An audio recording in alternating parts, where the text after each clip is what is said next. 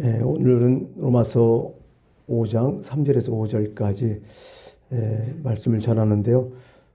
구체적으로 이 말씀이 뭔지를 오늘 좀 분석적으로 말씀을 전해갑니다. 오늘 말씀에 보니까 환난은 인내를 만든다 이런 얘기잖아요. 보통 환난을 당하면 인내가 되나요? 절망이죠, 결국. 그죠? 참혹하잖아요. 환난 당하면 절망을 만들 수밖에 없는데, 오늘 성경은 믿음으로 어렵다 하심을 받는 사람은 오히려 환난이 인내를 만든다 이런 얘기를 지금 하고 있는 거죠. 여기 보니까 환난을 헬라어로 보니까, 성경 언어로 보니까 슈퍼모네라는 뜻을 얘기하죠. 우리가 보통 환난 뭐 여러 가지 하는데, 슈퍼모네, 이게 슈퍼모네는 환난이 아니라 인내를 얘기하죠. 인내인데, 우리가 보통 인내한다면 어떤 느낌이죠? 참아내는 거죠. 그죠? 참아내고, 그 다음에 버티고, 그죠? 막 어떤 의지로 이겨내는 것을 인내라고 우리는 얘기하는데, 그거하고는 좀 달라요. 슈퍼모네라는 뜻은 뭐냐면 억지로 버틴다는 얘기가 아니라 결과를 알고 버틴다 이런 뜻이에요. 믿는 구석이 있다는 거야. 그게 인내라는 거야. 아무리 인간이 인내가 강해도요, 근거 없으면 인내가 힘들거든요. 근데 근거 있으면 인내를 할 수 있다는 거죠. 그러니까 믿음으로 어렵다함을 받는 사람은 근거가 있는 사람들이다, 항상. 그 근거가 뭐냐? 뭐 계속 성경에 말씀하시지만은 다른 게 아니라 하나님의 사랑이 근거라는 거예요. 그래서 버텨낼 수 있다는 거야. 그러니까 믿음으로 버텨낼 수 있다는 거야. 그냥 무조건 참는 게 아니라 내가 하나님을 믿음으로 버텨낼 수 있다. 그것이 바로 환난은 인내를 만든다 이런 뜻이거든요. 결과를 아니까, 지난 시간에 그런 얘기가 있었잖아요. 녹화 방송을 아니까, 마지막 결론을 아니까 지금 힘들어도 버텨낼 수 있다. 그 의미로서 슈퍼모네요. 이게 우리가 믿는 인내는 하나님을 근거로 해갖고 하나님의 사랑을 믿고 그분의 은혜를 믿고 그래서 버텨내는 거다. 이런 얘기를 여기 하고 있는 것입니다. 그 다음에 보통 인내는 사실 따져보니까 누가 제일 잘 참냐면, 결론적으로 겸손한 사람이 참 잘 참아요. 겸손할 때 잘 참고, 두 번째는 온유할 때 참 잘 참아요. 내가 보니까. 교만하니까요, 못 참어. 교만하니까 화만 내고 성질만 내고 막 그냥 자충우동하고 그러지. 정말 겸손한 사람들은요, 이 겸손한 사람들은 낮아짐을 얘기하잖아요. 아주 바닥에 낮아진 사람들은요, 인내를 하더라고요. 내가 보니까 참 그런 게 많아요. 그때 좀 잘 참았으면, 그때 화를 내지 않았다면, 그때 이런 말을 안 했다면, 그때 내가 이렇게 행동했다면 얼마나 좋았을까 하는 그런 경험들이 여러분들이 있잖아요. 지내고 나면 후회하고, 그때 그러지 말아야 했는데. 가만히 생각해 보니까 결국 내가 교만했던 거야. 그리고 내가 온유하지 못했던 거야. 그때 좀 더 유순했고, 그때 내가 좀 더 낮아졌으면 그렇게까지 얘기할 필요가 없는데, 내가 좀 더 한 단계 내려왔으면, 내가 좀 더 참았으면, 그냥 내가 좀 손해본다는 마음으로 그렇게 했으면 좋았을 건데, 그걸 못하니까 일이 더 커지고 상처가 되고 그렇다는 얘기죠.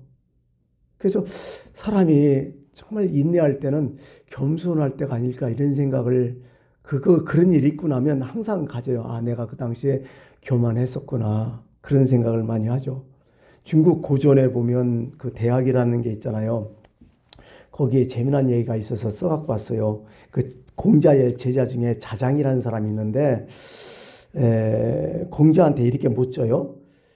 원하건대 돌을 닦고 몸을 닦는 미덕이 될 길은 어디에 있습니까? 한마디로 말씀해 주십시오. 내가 돛 닦고, 지금 내가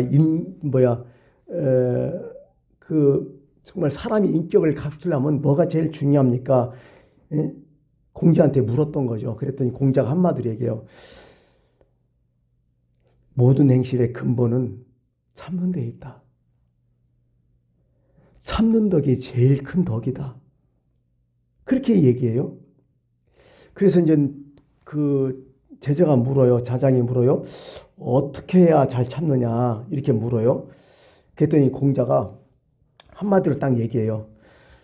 천자가 참으면 나라가 해가 없을 것이고, 재우가 참으면 땅이 커질 것이고, 벼슬아치가 참으면 지위가 올라갈 것이고, 형제가 참으면 집이 부유해질 것이고, 부가 참으면 일생을 해로할 것이요, 벗길이 참으면 서로 명예가 떨어지지 않을 것이요, 자기 자신이 참으면 화나 해가 될 일이 없을 것이다.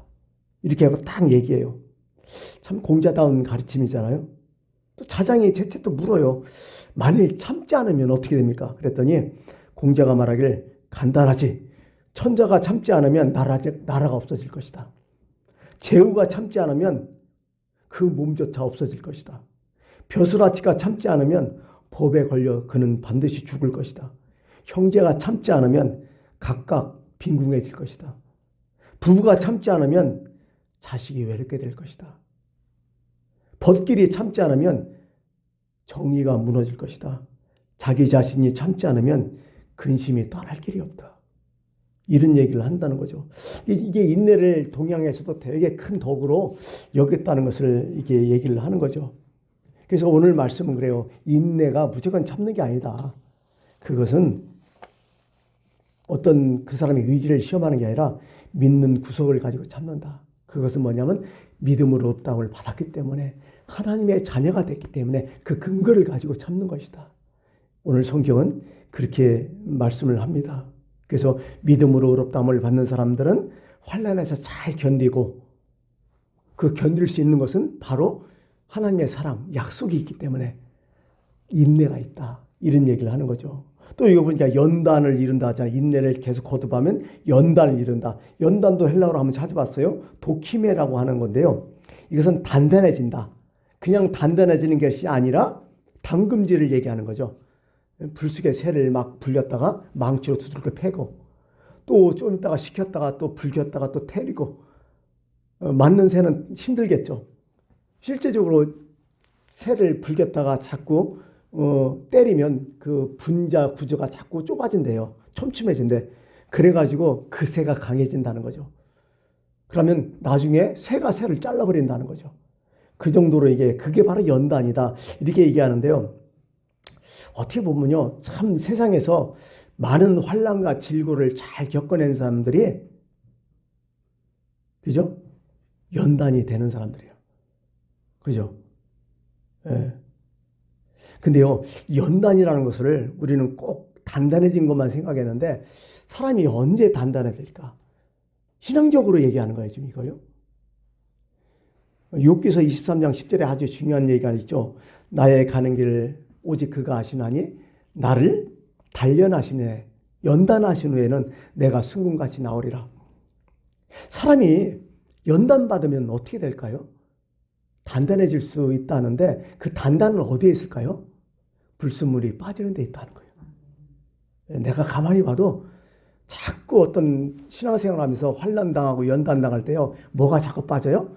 나쁜 것이 자꾸 빠져요. 우리는 성경에서 보통 쓴뿌리, 뭐 경관진 이런 얘기를 많이 하잖아요. 예. 그게 자꾸 빠져나가는 거야. 그때가 가장 단단한 거야. 정말 하나님 앞에서 가장 순수했을 때가. 우리가 성경을 읽어봐도, 열왕기 역대기상을 쭉 읽어봐도 왕들이 정말 하나님 앞에 순수했을 때 가장 강했다고 얘기했잖아요. 사도 바울도 내가 약할 때 강하다. 왜냐하면 약한 것 같아. 왜? 의도 터지니까. 막 바닥을 기는 거야. 근데 그때가 가장 강했다. 순수할 때가.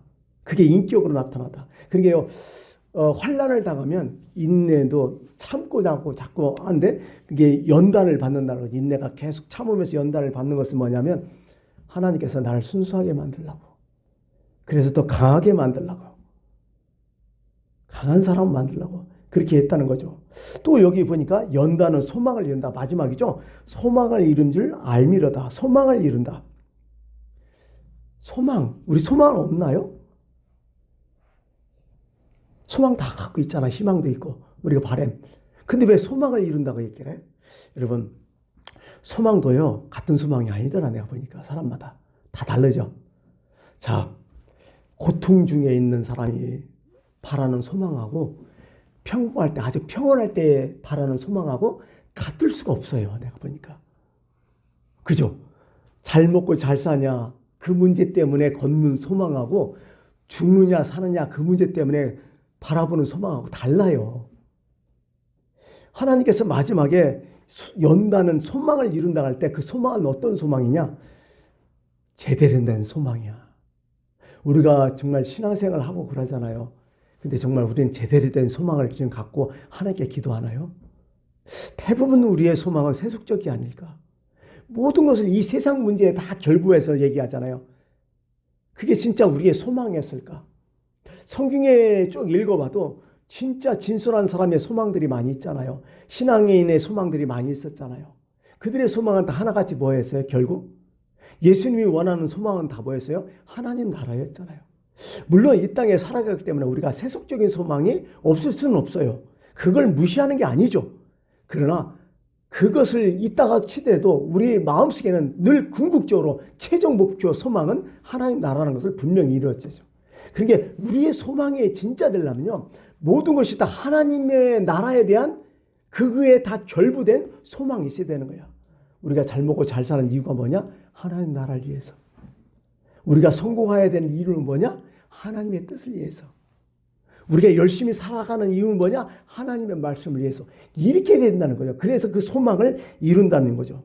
그래서 우리의 소망은 미래지향적이 돼야 되고 최종적으로 미래지향 마지막 화인할 골 종착점이 하나님 나라가 돼야 되고 이것이 신령한 것이고 이것이 영원한 것이라는 것입니다.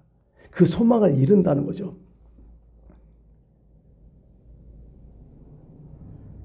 저는 그런 생각해 봤어요. 우리의 소망이 문제가 된다면 하나님이 분명히 우리를 뭐 할 것이다? 환난을 줄 것 같아요. 그리고 연단을 시킬 것 같아요. 이거 잘못됐다고. 되돌아보라고. 이게 아니라고. 그렇죠. 여러분들이 자녀가 잘못됐을 때 매를 들잖아요. 그 연단 아니에요?